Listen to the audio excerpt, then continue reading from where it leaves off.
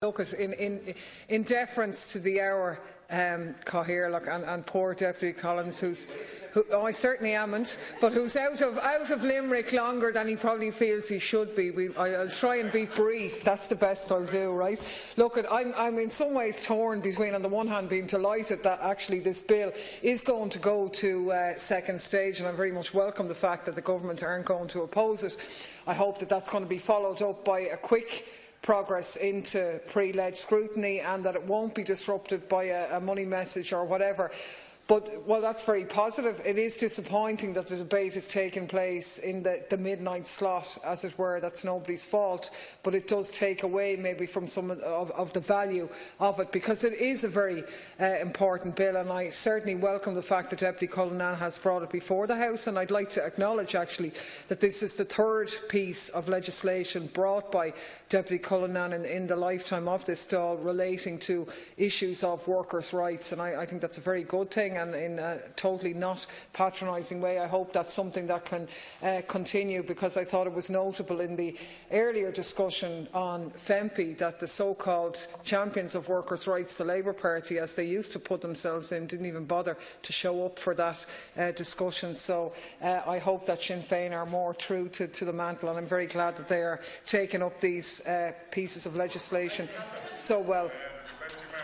I think that I think they're brighter. I think they'll learn the lessons and won't repeat the mistake. But in any case, this is a very good piece of legislation, and I think it's something incredibly sad about the fact that it's become necessary as a result of the many cases which have arisen regularly where workers have been the victims of tactical insolvencies throughout the country, and we should call them that. They are victims of it. Obviously the most famous being Cleary's, the conduct of that employer being one which shocked everybody, even people who wouldn't maybe normally be affected by these situations were actually deeply affected by what happened there. And if any good can come out of that terrible event, I hope it's in the passage of this legislation, and also owning up to our responsibilities to make sure that it doesn't happen again. I am glad that the government is not blocking it. I think it's interesting that the new Taoiseach did spend a considerable amount of time and energy in attempting to deal with welfare rogues, and obviously, as we know, that only turned out to be one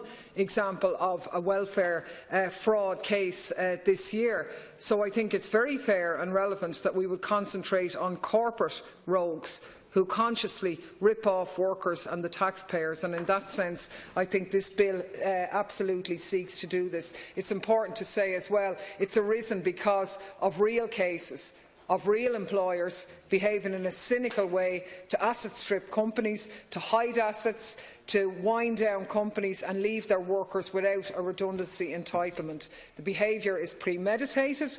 It acts to deny legitimate legal and statutory entitlements to the employees. But of course, as has been pointed out, these actions often have a knock-on consequence as well to the rest of society, the cost to the exchequer in terms of social welfare provision and so on. Now, obviously, when workers face problems and employers threaten their working conditions, it's an incredibly stressful time. I spent all of my working life as a shop steward, but thankfully have only ever had to deal with cases of voluntary redundancies, and they in and of themselves were incredibly stressful, but nothing like the stress that comes from a forced redundancy situation or a liquidation. The loss of your job is incredibly traumatic, and when you add on top of that people being cheated out of their wages that they've worked for, of their redundancy payments that they're legally entitled to, obviously that is going to really rub salt in the wounds. And to have that scenario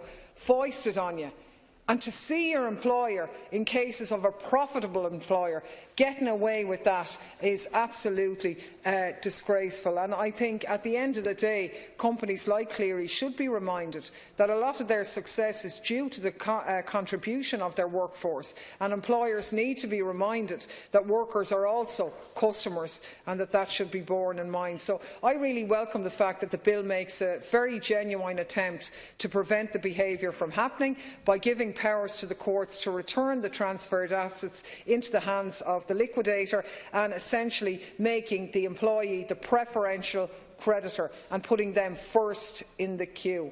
And I actually think they should be first in the queue, because the workers in companies are generally the people with the least to fall back on, so they need it most. And particularly when we're talking about people who have made the contribution, worked their hours and so on. And I think that that is absolutely appropriate. The bill obviously also calls for a compulsory consultation period with workers in the event that they are winding down.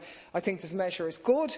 It leans in favour of the worker, but I think it could go a bit further actually in the favour of the worker. I think the consultation period, for example, should specifically mention and recognise the role of workers' representation through their trade unions, because we have to be honest, even in cases of tactical insolvencies, which generally happen or can happen a lot in small companies, even where there is a consultation period, the dynamic between workers and the employer can be incredibly imbalanced and problematic, particularly where workers are maybe young or inexperienced. And in that sense, the role of the union rep is of powerful assistance, despite the fact that many unions have maybe strayed in terms of their combative approach to defending workers' rights. Nonetheless, that is necessary, and we need to be moving to rebuild that. It is somewhat telling that money cases involving employers and businesses can go to the High Court,